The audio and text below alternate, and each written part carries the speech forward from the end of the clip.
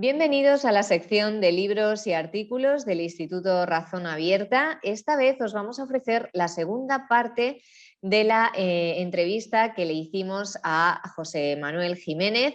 Esta vez le tenemos con nosotros para hablar del libro Encubrimiento y verdad, algunos rasgos diagnósticos de la sociedad actual. En la primera entrevista hicimos unas preguntas a Jorge Martín Montoya, que nos habló sobre qué está pasando en la sociedad actual y qué estamos mirando. En esta segunda entrega vamos a hablar de qué dejamos de ver y sobre todo qué futuro nos espera. Para ello, José Manuel Jiménez, bienvenido, muchas gracias por estar aquí con nosotros hoy. Muchas gracias a vosotros. Lo que más nos ha llamado la atención en esta tercera y cuarta parte del libro, sobre todo, es pues algunos problemas que se ven, ¿no?, en la sociedad actual, como puede ser una herida del siglo XXI como es el narcisismo. Es una forma de cultura que se ha metido mucho en el ser humano y, por ejemplo, pues hace que veamos el cuerpo como una parte disgregada, una suma de partes disgregadas en vez de como una unidad, y también nos hace rechazar el sentido de contingencia, que es propiamente humano. Entonces, ¿cómo diría usted que podríamos ser más fieles a nuestro deseo de plenitud interior para no estarnos haciendo un poco, pues tergiversando un poco la esencia que nos constituye? Bueno, la pregunta es no tanto diagnóstica como terapéutica, ¿no? Y entonces, realmente no es fácil de contestarla. Yo creo que, como en medicina, yo estudié la carrera de medicina y soy médico, un camino que es esencial para la curación es el diagnóstico adecuado, ¿no? Esto es lo que se ha pretendido hacer con este libro, ¿no? La entrevista pasada, entiendo yo, o en la entrega pasada, se ha focalizado mucho en qué se estaba viendo, qué mira sobre todo la sociedad actual, y en cambio ahora me habéis preguntado y me habéis hablado de la posibilidad de qué dejamos de ver, ¿no? Mm, Vamos a ver, hay una enfermedad en neurología que es muy interesante, que se llama distracción o en inglés neglect, que es cuando en un paciente por una lesión cerebral es incapaz de ver lo que existe en su campo visual, ¿no? Esta enfermedad, que es una enfermedad neurológica, em, digamos, conocida en el mundo de la neurología, también se puede aplicar de forma analógica, como una analogía, a la antropología cultural, ¿no? Y entonces podríamos decir que también hay una especie de neglect en inglés, como una desaparición de nuestro campo de acción, de visualización antropológica. Y entonces, en efecto, lo que has señalado, ¿no? Hay una distorsión del el cuerpo humano, ¿no?, desde el punto de vista unitario, exactamente. Se ve como algo exclusivamente fisiológico. Hay una distorsión de ese gran concepto griego que ha fraguado la cultura occidental, sobre todo, que es el concepto de physis, de naturaleza, ¿no? Y ese concepto tan fecundo, sobre todo, se ha deteriorado en que la naturaleza, el cuerpo, eh, no solo se fragmenta, no solo es unitario, sino que además no nos transmite una información de quiénes somos. Y este punto es tremendo porque en el sustrato de eso hay una falta de respuesta a nuestra verdadera identidad. Ese es el gravísimo problema al que nos enfrentamos actualmente. Pero bueno, junto a ese concepto también hay otros conceptos que se ven un poco amenazados, ¿no? Como puede ser la libertad del hombre, que muchas veces nos creemos que es decidir lo que nos apetece cuando en realidad nos viene bien decidir qué es lo mejor para nosotros, ¿no? Buscar lo mejor y hacer girar la libertad en esa dirección. O, por ejemplo, pues el bien común, ¿no? ¿Qué es el bien común? Es una cuestión solo de generosidad, o sea, hay otros conceptos que también conviene pues aclarar, ¿no? A la luz de, pues de una razón abierta, como proponemos Sí, desde la universidad. sí, sí. Has tocado una serie de aspectos que nos llevaría muchísimo tiempo, ¿no? El hablar de ellos, pero me fui a ceñir al de la libertad, ¿no? Eh, claro, la libertad mm, no es un tema sencillo de enfocar. Nosotros en el libro lo que hemos hablado es de la distinción que existe entre libertad negativa y libertad positiva. La libertad positiva es vista en el mundo moderno como algo paternalista, es decir, impositivo. Es decir, eh, algo que está dentro de, digamos, de un concepto de la acción humana heterónoma, no de una falta de autonomía. La libertad negativa, electiva, se adecuaría más al concepto moderno de libertad. Todo esto, evidentemente, después del trabajo que desarrolló el profesor de Oxford, Isaiah Berlin, ¿no? Y el concepto de libertad negativa es el que más se prima en la modernidad. O sea, usted haga lo que quiera, decida lo que quiera, mientras no interrumpa o no haga, no, vamos a decir así, no colisione con la libertad de la otra persona. Usted es autónomo, puede decidir lo que quiera, usted se pone sus fines, el bien, y eso es en el fondo lo que esto que le estoy expresando yo ahora, que te estoy diciendo, básicamente es lo que la gente entiende en gran medida sobre la libertad, ¿no? Claro, esto plantea un problema grave, ¿no?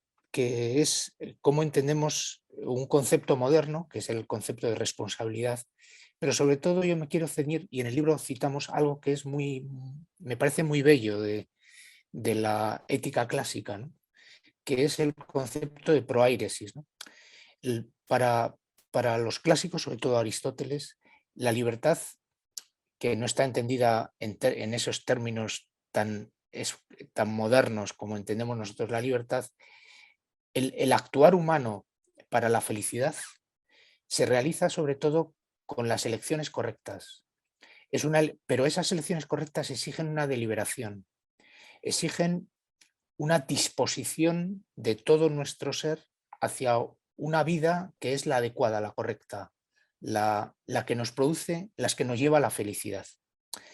El tema de la felicidad es un tema que en la vida moderna ha pasado a un segundo plano, sobre todo para evaluar éticamente a las personas, porque desde Kant la felicidad no es un criterio ético objetivo para cada uno. Tu felicidad puede ser diferente a la mía, ¿no? Claro, aquí hay muchos conceptos que se están juntando al mismo tiempo. Por una parte es el paternalismo o el no paternalismo, la heteronomía o la autonomía. Por otra parte, algo tan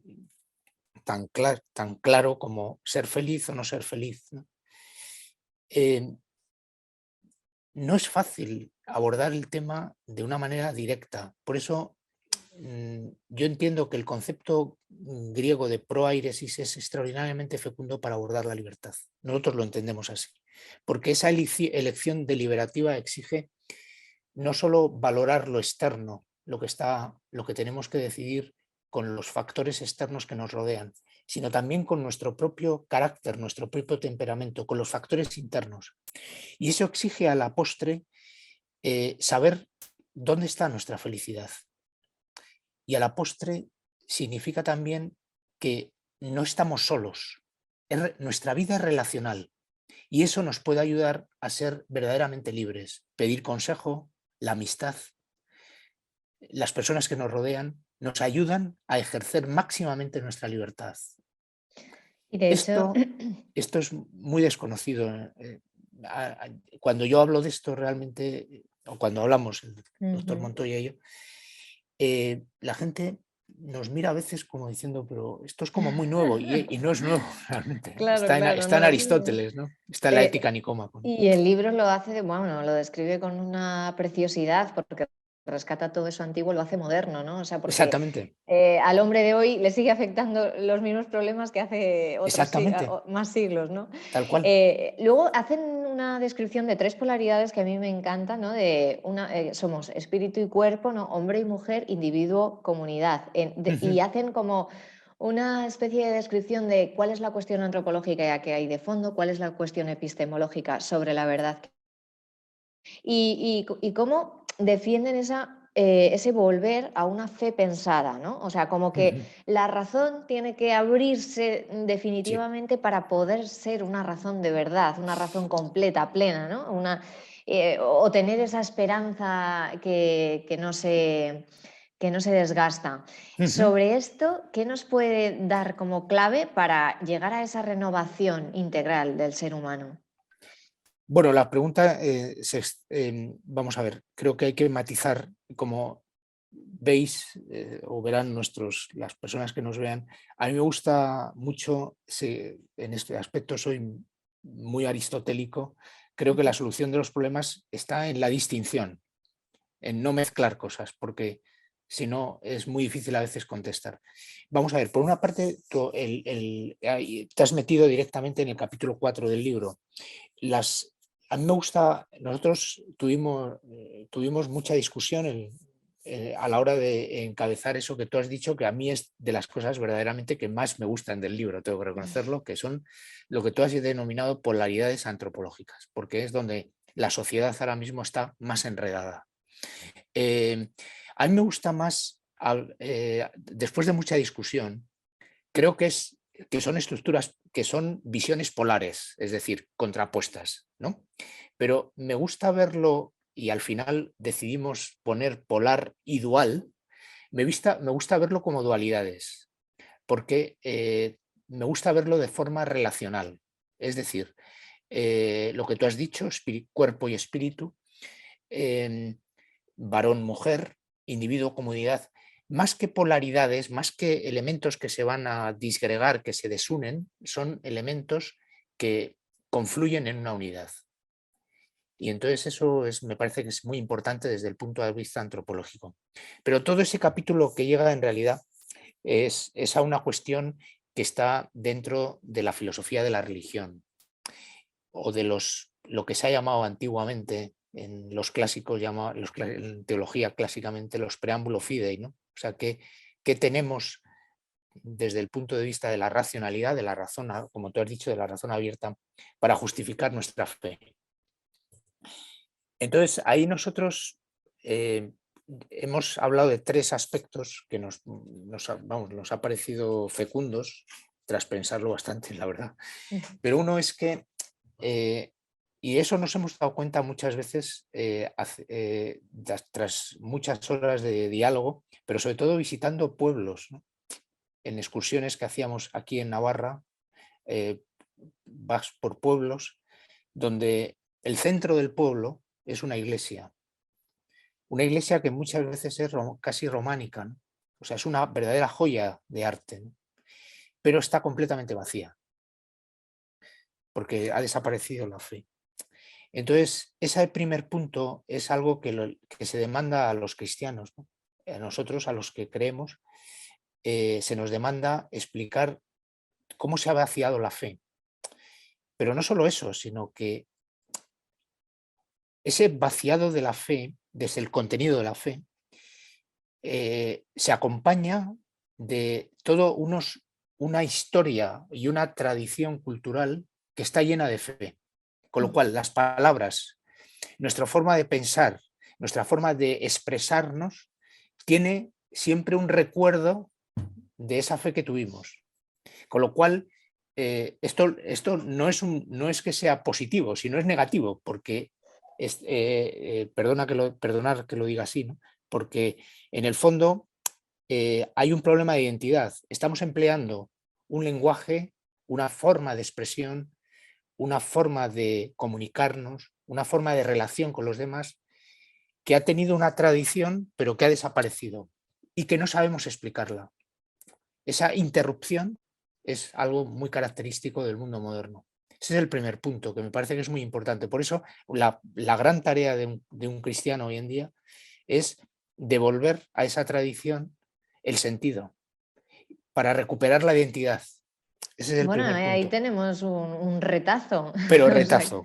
Pero lo segundo es muy importante, porque lo segundo es, o sea, a los cristianos y a la iglesia en general, eh, nadie le pone pegas a la acción social que hace, el beneficio que hace en la sociedad, ¿no? Es muy grande.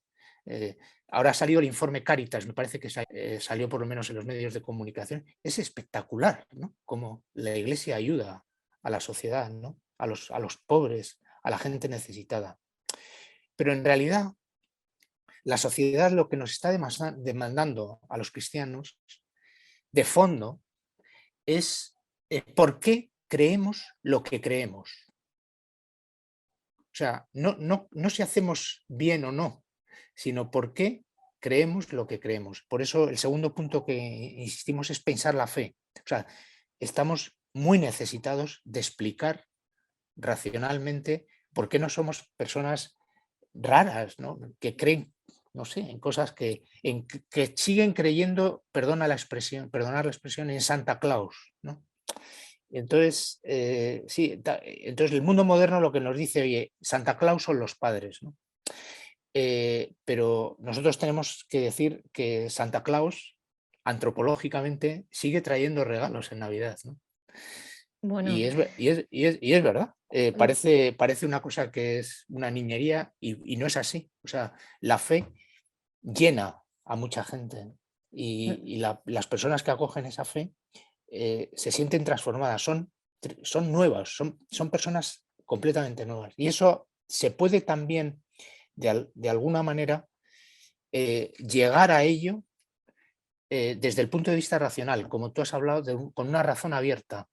Y eso es lo que hemos intentado. me parece, la verdad, una forma maravillosa de terminar con este mensaje tan positivo de esperanza y también, bueno, de tarea, don y tarea, las dos cosas. Pero bueno, Yo diría una tercera que me ha quedado en el tintero, que es sí. cómo evangelizar todo esto, ¿no? Pues Ujú. facilitando espacio a Dios. Nosotros hemos hablado de la palabra facilitar. Facilitar espacio a Dios en este momento, y es lo que sugerimos en el libro, a través de la reflexión antropológica y ética. Yo creo que la Iglesia, el Papa Francisco, por supuesto, y los obispos es algo que están como dándole continuamente vueltas, porque en el fondo ese es el reto que tenemos, ¿no? Es el reto, es la esperanza que nos queda, ¿no? Pero facilitar espacio a Dios a través de la reflexión. Por eso, antes hablaba una cosa Almudena que me parecía importante, que es entender la libertad positiva no como paternalismo, no como una falta de autonomía, sino entenderla como esa elección deliberativa en la que es relacional. Es muy importante ahora pues pedir consejo, la amistad, sobre todo la amistad. La buena amistad, por eso en gran medida llevar a la felicidad, decía Aristóteles en la Ética Nicómaco, es encontrar un buen amigo o una buena amiga. Es que eso te lleva, te lleva a ser lo mejor de ti mismo. Claro que sí. Es Pues así. José Manuel, de verdad, muchísimas gracias por habernos concedido estos minutos, esta explicación tan maravillosa. Y queremos también ser unos facilitadores para llegar a esa Sí, gran señor. idea que nos has propuesto. Así que la entrevista la encomendamos para eso. Y muchísimas gracias por haber atendido la llamada del Instituto Razón Abierta. Muy bien. Gracias a vosotros.